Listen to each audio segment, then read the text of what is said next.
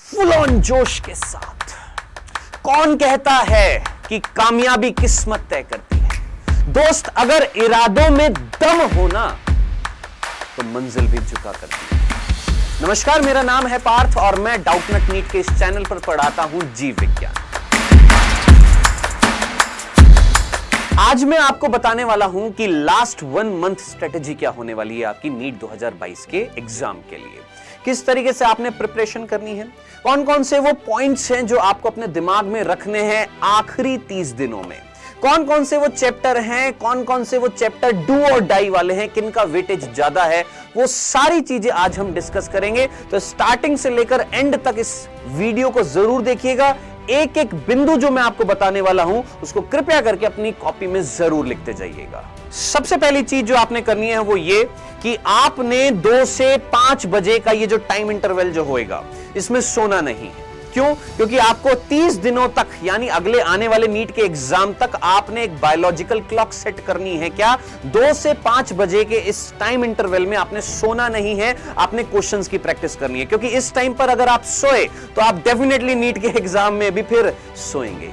तो सबसे पहली चीज 2 से 5 बजे का ये जो टाइम इंटरवल है इसमें क्वेश्चंस की प्रैक्टिस करनी है। इस बायोलॉजिकल क्लॉक को, इस जैविक घड़ी को मेंटेन करना है ताकि जब नीट का एग्जाम देने जाएं जब आप, तो आपकी ये मेंटेनेंस जो रहे, ये जो आपने मेंटेन किया है इतने 1 महीने से क्वेश्चंस की प्रैक्टिस कर करके ये आपकी बनी रहे। दूसरा सबसे इंपॉर्टेंट पॉइंट वो ये है, आप जानते हैं केमिस्ट्री और बायोलॉजी ये आपका सिलेक्शन करवाएगी और फिजिक्स आपकी रैंक बढ़ाती है, ये आप अच्छे तरीके से जानते हैं। तो इस समय 2 कैटेगरी के बच्चे हैं, एक वो जो सिलेक्शन लेना चाहते हैं और एक वो जिनको पता है कि उनका सिलेक्शन तो होएगा, वो अपनी रैंक बढ़ाना चाहते हैं।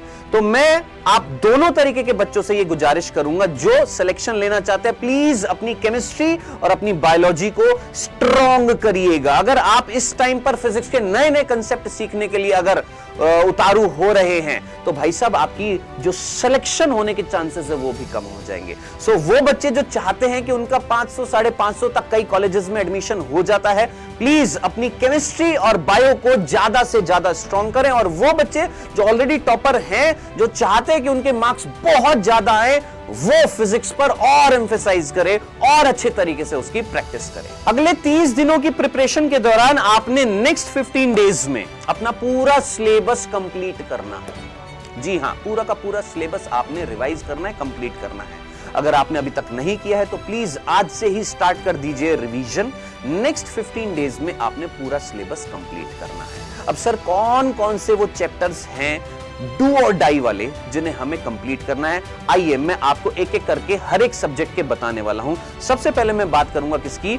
बायो की। आइए देखते हैं अब बायोलॉजी में कौन कौन से चैप्टर आपने डू और डाई। डू और डाई का मतलब यहां पर यह होएगा कि ये वो चैप्टर्स हैं जो आपको बहुत अच्छे से करने हैं।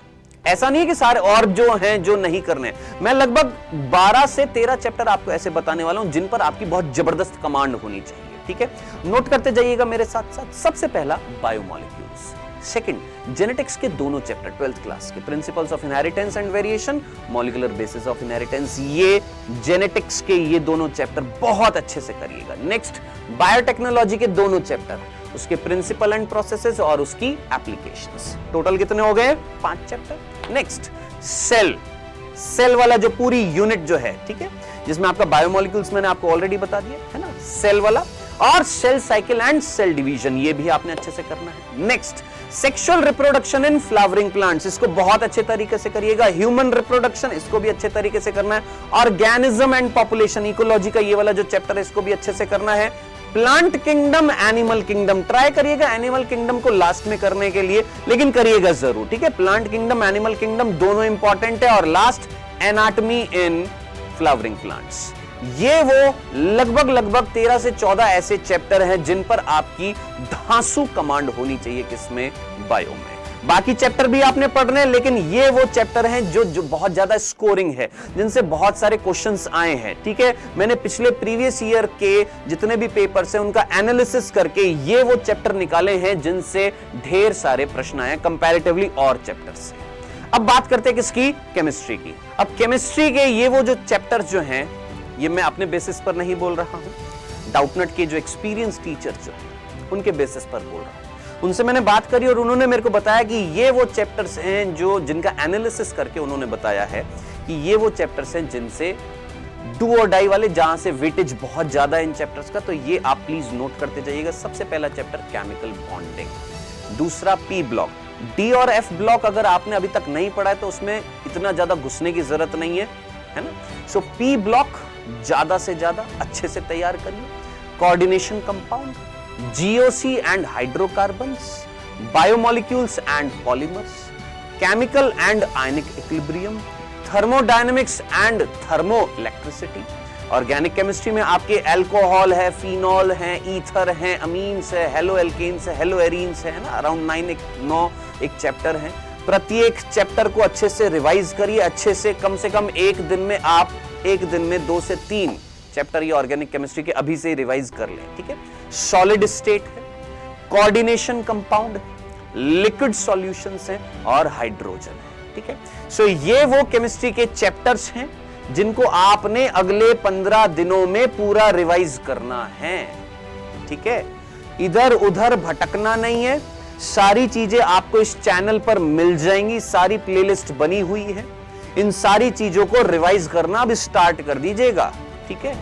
अब इधर भटकेंगे उधर भटकेंगे, भाई साहब अगर यही भटकना है तो फिर ये सोच लीजिए 2023 में फिर मिलोगे और फिर पूछोगे सर तैयारी कैसे करें, या अपने मम्मी पापा से बोलोगे कि मम्मी पापा हमारा ना पेपर जो है क्लियर नहीं हुआ। काहे? मम्मी पापा पूछेंगे काहे क्लियर नहीं हुआ? वो ना पेपर टफ आया था।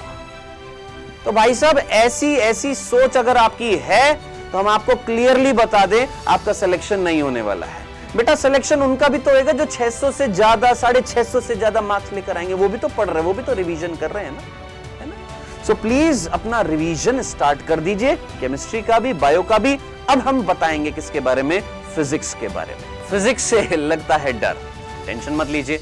मैं जो आपको चैप्टर बताने वाला हूं इनको अच्छे से प्रिपेयर करिए। सबसे पहले यूनिट एंड डायमेंशन, ठीक है, यूनिट एंड डायमेंशन। दूसरा एसएचएम एंड वेव्स, ठीक।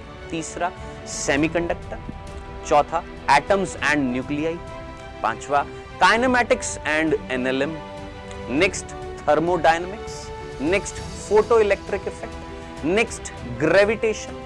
Next electrostatics. ये वो मेजर चैप्टर हैं फिजिक्स के जो अगर आपने अभी तक नहीं पढ़े हैं, जिसमें भी आपकी कमजोरी है, प्लीज इनको पढ़ लीजिए फटाफट। इनसे रिलेटेड हर एक चैप्टर से रिलेटेड कम से कम 101 प्रश्न की प्रैक्टिस कर लीजिए, ठीक है। इसके अलावा जो चैप्टर से मैं ये नहीं बोलूंगा कि मत पढ़ो, पढ़ो, लेकिन ये जो मैंने आज आपको फिजिक्स, केमिस्ट्री और बायो के ये जो मैंने आपको चैप्टर्स बताए हैं, प्लीज इनको जाकर अच्छे से रिवाइज करिए। जितना अच्छा रिवीजन होएगा, जितनी अच्छी सोच के साथ आप रिवीजन करेंगे, जो आपके चैप्टर जिन पर आप कमांड कर लेंगे ना, सच्ची कह रहे हैं, नीट को आप आसानी से क्रैक कर देंगे, क्लियर कर देंगे, ठीक है। अब और क्या करना है सर? आखिरी चीज बताइए, अब और हम क्या कर सकते हैं? ये तो आपने डू एंड डाई चैप्टर बता दिए हैं। आपने ये बता दिया कि बायोलॉजिकल क्लॉक को मेंटेन करना है, 2 से 5 सोना नहीं है, पढ़ाई करनी है ना। ये तो सारी चीजें आपने। टेस्ट कब देना है मेरे दोस्त? 2 से 5 का जो टाइम है, इसी टाइम पर टेस्ट देना है।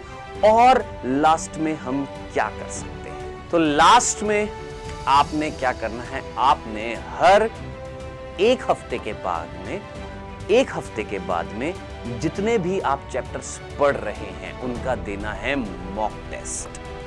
सपोज आपने एक हफ्ते में बायो के 10 चैप्टर पढ़ लिए, रिवाइज कर लिए, है ना। सपोज आपने 10 या जितने भी चैप्टर्स पढ़ लिए, मैं तो यही बोल रहा हूं कि 15 दिन में अगर आप पूरा का पूरा रिवीजन कर लें, जो मेजर चैप्टर मैंने आपको बताए वो सारे के सारे कवर करके, तो एक हफ्ते के बाद में 50% सिलेबस का पूरा मॉक टेस्ट कीजिए। फिर नेक्स्ट 15 डेज के बाद जो पढ़ा है उसका टेस्ट दीजिए।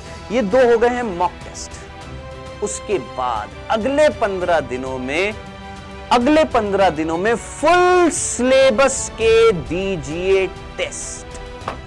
और उसमें मैं कैसे मदद करने वाला हूं जल्दी मैं आपको बताऊंगा। फुल सिलेबस के टेस्ट में मैं किस तरीके से आपकी मदद करने वाला हूं, क्या करने वाला हूं, जल्दी मैं आपको बताऊंगा। ठीक है। सो ये है आपका क्या 1 मंथ की स्ट्रेटेजी। बहुत सिंपल तरीके से मैंने आपको समझाई है, डू और डाई चैप्टर्स बता दिए हैं, टाइम मैनेजमेंट मैंने आपको समझा दिया है, किस तरीके से प्रैक्टिस करनी है ये मैंने आपको बता दिया है। एनसीईआरटी पर फोकस करिए, स्पेशली बायोलॉजी में कोई भी अब एरी गैरी कोई बुक उठाने की कोई जरूरत नहीं है। एनसीईआरटी में, केमिस्ट्री में भी एनसीईआरटी, बायो में भी एनसीईआरटी और फिजिक्स में मेजरली जिस भी कोचिंग से आप हैं, जहां से आप पढ़ते हैं, ऑनलाइन ऑफलाइन जहां से भी आप पढ़ते हैं, जो भी मॉड्यूल्स आपको मिले हैं उस चैप्टर की थ्योरी पढ़ने के बाद जल्दी से उसके क्वेश्चंस की प्रैक्टिस करिए।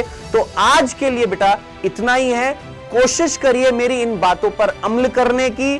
कई ऐसे टॉपर्स हैं जिन्होंने किया है और उनका सिलेक्शन भी हुआ है। ये लास्ट 1 मंथ की स्ट्रेटेजी है, प्लीज इसको अपनाइएगा, फॉलो करिएगा। डेफिनेटली आप अपने अंदर चेंज देखेंगे, अपने रिजल्ट में चेंज देखेंगे। Thank you so much.